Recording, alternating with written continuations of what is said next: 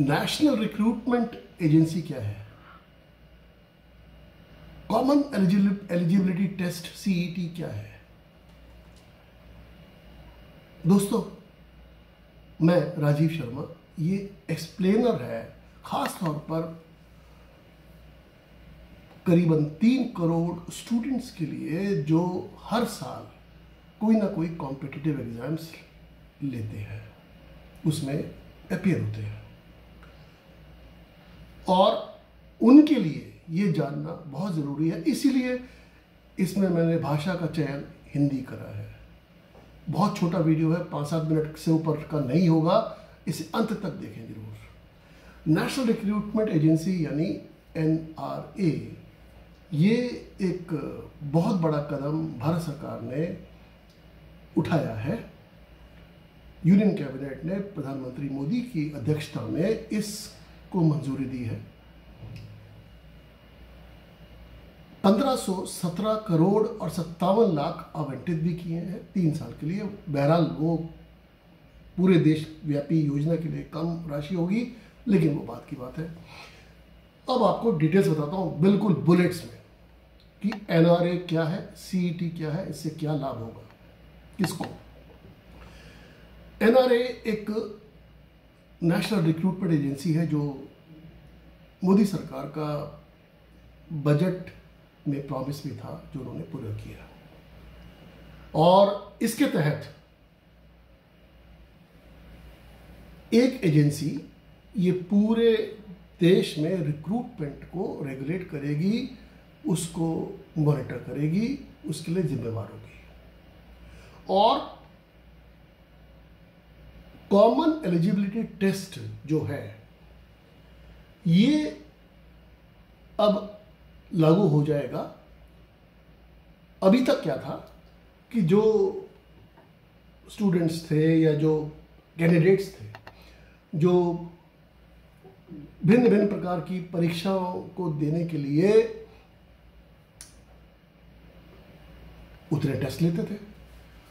Banking का test अलग है, रेलवेज का अलग है, PO का अलग है, क्लरिकल एग्जाम का अलग है, SSC का अलग है, वगैरह वगैरह।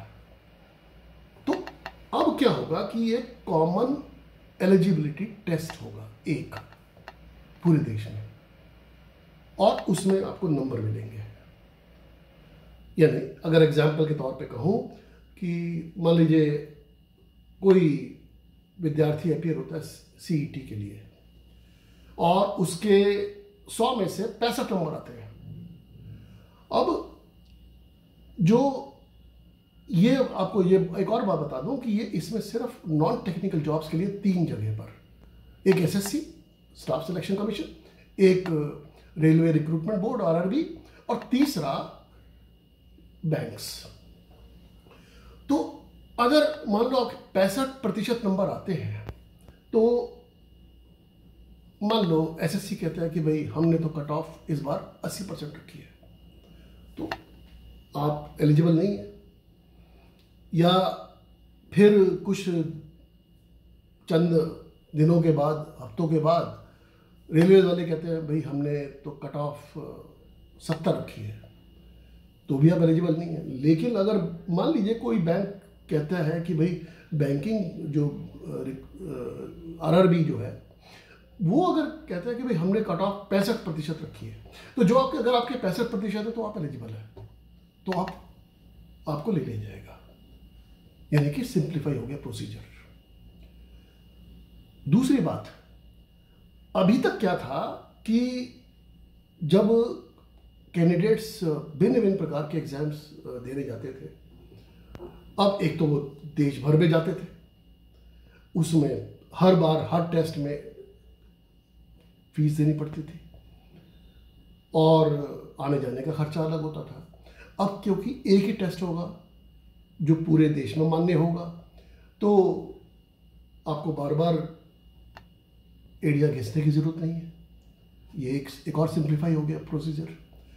अच्छा, तीसरी बात, एक खास बात यह है कि मान लीजिए जैसे मैंने एग्जाम्पल दिया अभी कि आपके 100 में से 65 नंबर आए, वो उसकी वैधता, उसकी वैलिडिटी 3 साल है।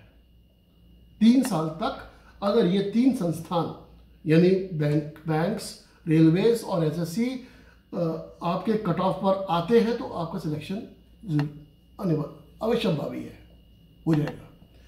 लेकिन इन्होंने ये भी कहा है कि इन्होंने जो मैक्सिमम एज लिमिट कर रखी है फिक्स, और जो SC/SC कैंडिडेट के लिए उसमें रिलैक्सेशन है, अगर आप उस एज लिमिट तक अभी आपके 5-6 साल है बाकी है तो हर साल आप एग्जाम दे सकते हो, यानी चांस टू इम्प्रूव। यानी कहने का मतलब क्या हुआ कि जब चांस टू इम्प्रूव है, भाई अभी मेरे 65% है, अगले साल मैं अपेयर करूंगा, जरा कस के मेहनत करूंगा, 75 ले आऊंगा, हो सकता है 85 ले आऊँ, 90 ले आऊँ। तो जितना उसमें गुड़ डालोगे उतना मीठा होगा, यानी कि जितनी मेहनत करोगे और चांसेस आपके पास है, और उसकी वैलिडिटी, उसकी वैधता, मान लो अगले साल आपने 65 से 75 कर लिया अपना स्कोर, तो उसकी वैलिडिटी भी 3 साल है। एक तो बात ये। अच्छा, अब इसमें समस्या क्या है? समस्या गंभीर है। समस्या ये है कि हर साल सरकार में ये नॉन टेक्निकल जॉब्स की बात हो रही है, ठीक है, ये स्पेशलाइज्ड जॉब्स नहीं है। अब सरकार में हर साल मात्र 1.25 लाख तो वैकेंसीज निकलती हैं, कैंडिडेट्स उससे 240 गुना अपीयर होते हैं। जो सरकारी आंकड़ों के अनुसार 2.5 करोड़ से लेकर 3 करोड़ व्यक्ति कैंडिडेट्स हर साल इस तरह के एग्जाम्स में अपीयर होते हैं। तो इससे ये ऊंट के मुंह में जीरा भर हुआ।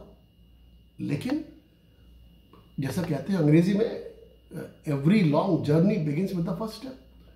हर एक लंबी यात्रा पहले कदम से शुरू होती है। एक पहला कदम उठाया तो सही, जो कि वाकई में बहुत एप्रिशिएबल कदम है ये, और सरकार का बहुत प्रभावकारी निर्णय है।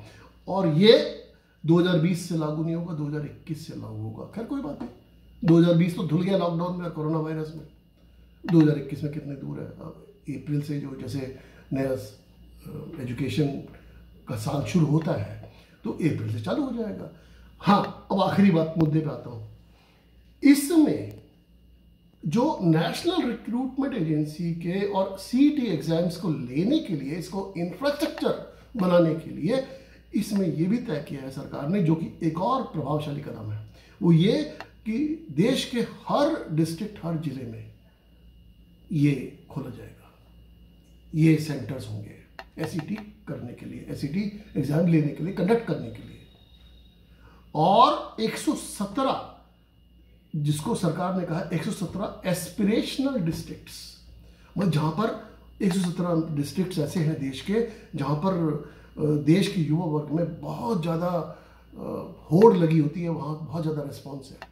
तो 117 उन जिलों के में स्पेशल फोकस किया जाएगा।